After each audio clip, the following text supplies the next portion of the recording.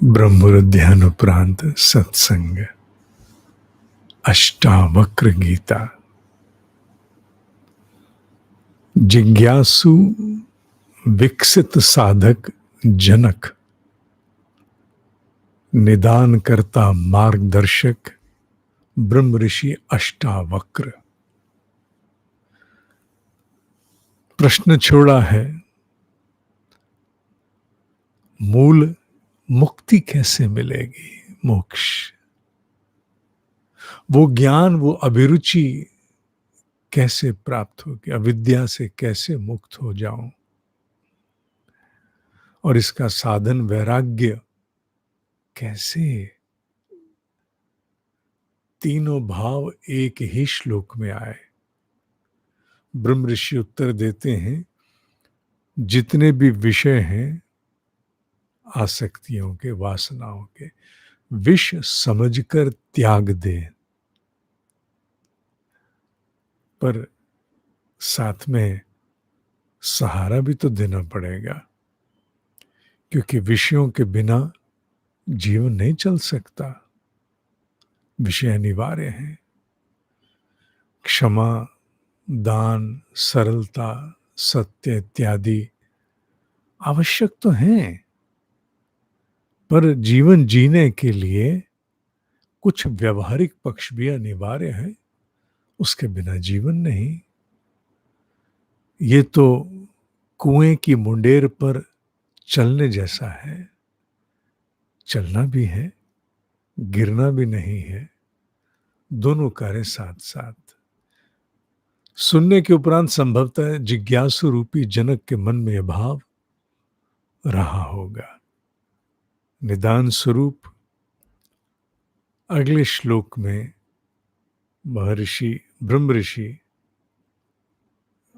भाव देते हैं, न पृथ्वी न जलम न अग्नि न वायु द्यौ न वा भवान येषाम साक्षिणम आत्मानम चिद्रूपं विद्धि मुक्तये। तू न पृथ्वी न जल न अग्नि न वायु न आकाश है, पर मुक्ति के लिए इन सभी का साक्षी चैतन्य अपने को जान। ध्यान से देखो तो उन्होंने संकेत में प्रपंच की ओर इंकित कर दिया है, पंच तत्वों की ओर। पूरी सृष्टि के निर्माण का आधार पंचभूत हैं। वासनाओं के समस्त विषयों का स्वरूप पंचभूतों से ही तो निर्मित है। चाहे वो वासना धन की हो, लोक यश की हो, जिनकी आंखों में दिखना चाहते हैं, या वो किसी प्रकार की भी वासना क्यों ना हो जो आसक्ति की ओर प्रेरित करती है, उसका आधार तो जगत में पंचभूत ही है। इंद्रियां जब व्यवहार करती हैं तो पंचभूतों से ही तो व्यवहार करती हैं। तभी तो जाकर के विषयों से संसर्ग, विषयों से संपर्क बन पड़ता है। और वो कहते हैं कि तू अपने आप को केवल इनका साक्षी जान। एक बात ध्यान रखने की है, जहां भगवत गीता एक सांसारिक साधक के लिए है, वहीं अष्टावक्र गीता एक विकसित आध्यात्मिक साधक के लिए है। वो कोई बहुत सारे आधार नहीं देंगे, वो सीधा सपाट उत्तर देंगे, जो तुम्हें यह सोचते हुए प्रदान किया जा रहा है कि तुम्हारी मनोभूमि, मनस्थिति, अंतःकरण इतना तो परिपक्व हो गया कि तुम इन बातों को समझ सको। अन्यथा सामान्य संसारिक जीव को साक्षी भाव के विषय में एक तैयारी चाहिए समझने के लिए। पर एक आध्यात्मिक साधक इस भाव को तत्काल जानता है, क्योंकि उसने अपनी साधना में उस साक्षी स्वरूप को अनुभव किया है। उसने अपने शरीर से, विचारों से, कल्पनाओं से, कामनाओं से, स्मृतियों से भिन्न स्वयं के भीतर एक सजगता का आभास स्वतंत्र रूप से प्राप्त किया है। वो जानता है कि मेरे भीतर मेरा मूल, मेरी सजगता, मेरी अवेयरनेस, मेरी कॉन्शियसनेस है।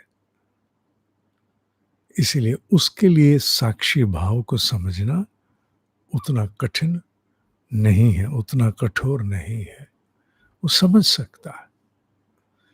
अतः ब्रह्म ऋषि ने प्रथम और पूर्ण निदान तो दे दिया, ठीक है, इसे विकसित करना एक जीवन है। अध्यात्म कहते हैं ना, विद्या चाहे ब्रह्म विद्या हो या कोई और प्राण की विद्या हो, विद्या बीज जितनी, प्रस्फुटन परमाणु जितना, और उसका विस्तार बरगद के जंगल से भी बड़ा। तो प्रस्फुटन में बहुत कठिनाई, समस्या, समय लगता है, तप लगता है। अन्यथा विद्या तो बीज जितनी है। उन्होंने कह दिया तुझे मुक्ति चाहिए, ज्ञान चाहिए, वैराग्य चाहिए, ले, इसमें क्या बड़ी बात है। पंचभूतों से सारी सृष्टि बनी है बालक, स्वयं को इसका साक्षी मान ले, बात खत्म। इसमें इतना लंबा झंझट है क्या? कुछ भी तो नहीं है। तू तो पंचभूत नहीं है ना। आसक्तियों के सारे विषय पंचभूत हैं। ये तेरी आंख, नाक, कान इत्यादि, ये सारे मिलकर जो व्यापार कर रहे, पंचभूतों से तो कर रहे हैं ना। जिस रूप पर तो आकर्षित होता वो भी तो पंचभूत है। तो इसमें क्या है, अपने आप को साक्षी मान ले, डिस्टेंस अवे।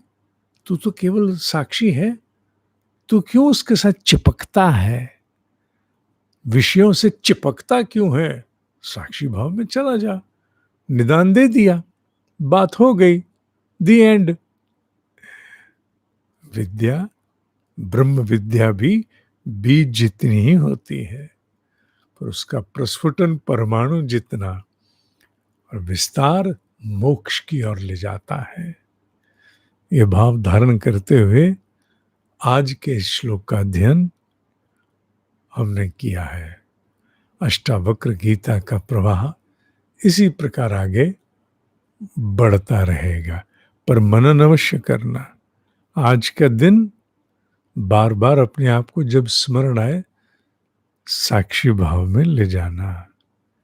मैं आसपास सब कुछ अनुभव कर रहा, मैं आसपास सब कुछ अनुभव कर रही। और आसपास की शुरुआत कहाँ से, आरंभ कहाँ से? अपने ही शरीर से। सजगता के लिए सबसे निकटवर्ती कौन? शरीर, मन, बुद्धि, चित्त, अहंकार। इनको अनुभव करते बाकी तो विस्तार है। आज साक्षी भाव का ध्यान करना जब जब याद आए। आज के लिए इतना ही। ओम ही सत्य है, ओम ही सत्य है, ओम ही सत्य है।